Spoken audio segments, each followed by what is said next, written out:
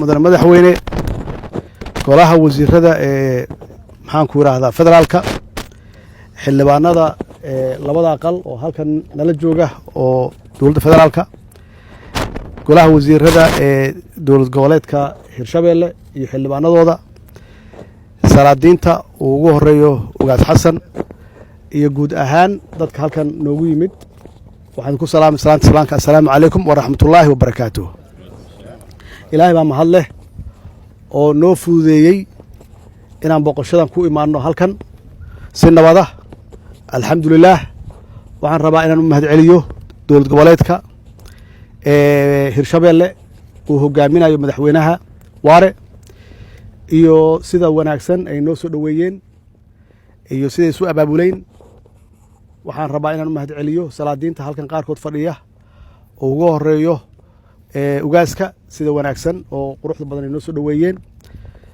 waxaan rabaa inaan u mahad celiyo ciidamada qalabka sida amniga sida u ilaaliyeen amniga iyo sida wali u ilaalinayeen amniga aad iyo aad ayaan runtii ugu mahad celinayaa shacab weynaha reer beledweyne sida wanaagsan ay noo soo dhaweeyeen iyagoo tabaalaysan oo xaalad aad iyo aad u adag ay ku jira aad iyo aad ayaan runtii kulligan idinkugu mahad celinayaa halkan waxaan u nimid inaan idinla qaybsanno xanuunka iyo dhibka aan ka aragnay fatahaaddan iyo waxay keeneen oo weliba soo noqnoqonaya waxaan ognahay sanadkii la soo dhaafay inaan lahayn wuxuu ahaa sanadkii ugu dhibka badnaa laakiin inuu kan ka dhib badan yahay waxaan ilaahay aan uga baryeennaa naxariistiisii jannadiisii intii dhimatay inta soo barakacdayna oo guryahooda ka soo tegayna oo lagu qiyaasayo 51,000 oo qoys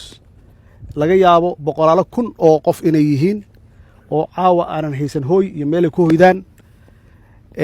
runtii waa wax aad iyo aad looga naxo waxa weeye waa musiibo waa qadara allahna waa aqbalaysaa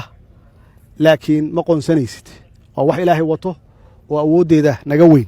hadda markaan soo dulmarayn dhulka xaqiiqatan waa arkaysaa wax naga awood badan inay tahay wixii aan soo aragnay sida biyaha u fadhiyaan dhulka iyo hadda markii aan tagnay anaga naftigeen oo aan dhex galnay magaalada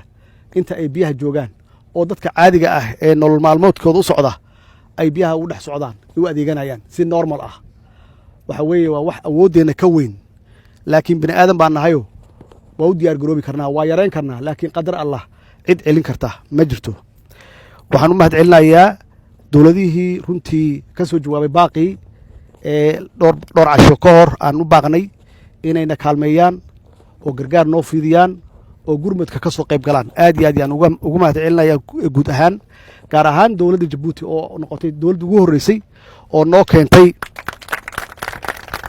wixii awooddeeda ahayd hadday tahay daawo hadday tahay biyo hadday tahay raashin waa walaal jira aad iyo aad ayaan runtii dowladda Jabuuti iyo reer Jabuutiba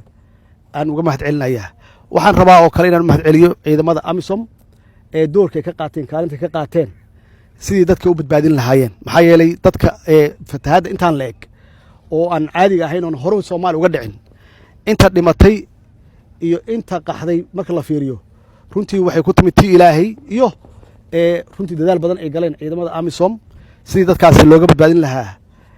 dhibaatadaas ka jirta waxaan rabaa inaan u mahad celiyo iyagana NGO-yada non governmentalka oo runtii iyaga naftigooda qayb iyo kaalin weyn ka qaatay inay raashin iyo wax alla wixii karaankooda ah ay ku taakuleeyaan dadkan Soomaaliyeed ee tabaalaysan ganacsatada oo iyagana qayb weyn ka qaatay oo isxilqaamay oo aruuriya dhaqaale aad iyo aad u fara badan raashin badana u keenay dadka tabaalaysan ee walaalahooda iyo guud ahaan shacabka Soomaaliyeed meel kasta ay joogaan gudaha iyo dibaddaba oo qof walba oo Soomaali ah dareenkaas qaba inuu dadka waalihiisa oo dhibaataysan sidii u gargaari lahaa gacan u siin lahaa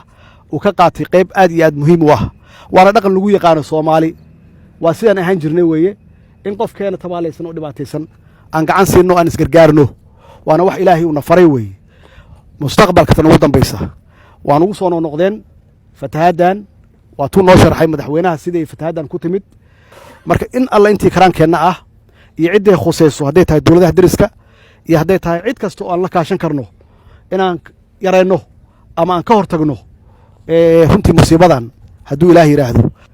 marka ummadda Soomaaliya meel kasta ay joogaan mar kale waa u mahad celinayaa sida ay qayb uga noqdeen gargaarkan dadka waalahooda gargaareen iyo dadka caalamka ah oo runtii iyaga naftooda qayb ka qaatay qaar badanna aan filayo inay noo sii socdaan waa mahadsantihiin waxaan ilaahay ka baryeennaa inuu dhibaatooyinkan muslimiinka naga yareeyo waxaa weeye waa inaan ilaahay u noqonno waa in quluubteenna wax walba waa quluubta weeye waxaan is leeyahay quluubteenna aad u xumaatay marka waxaa loo baahan yahay quluubteennii wanaagsanayd oo soomaalinimada ku jirtay oo wadannimada ku jirtay oo iscaawinta ku jirtay iyo isjaceylka ku jirtay iyo is-ixtiraamka inaan dib u soo celinno wasalaamu calaykum waraxmatullahi wabarakaatu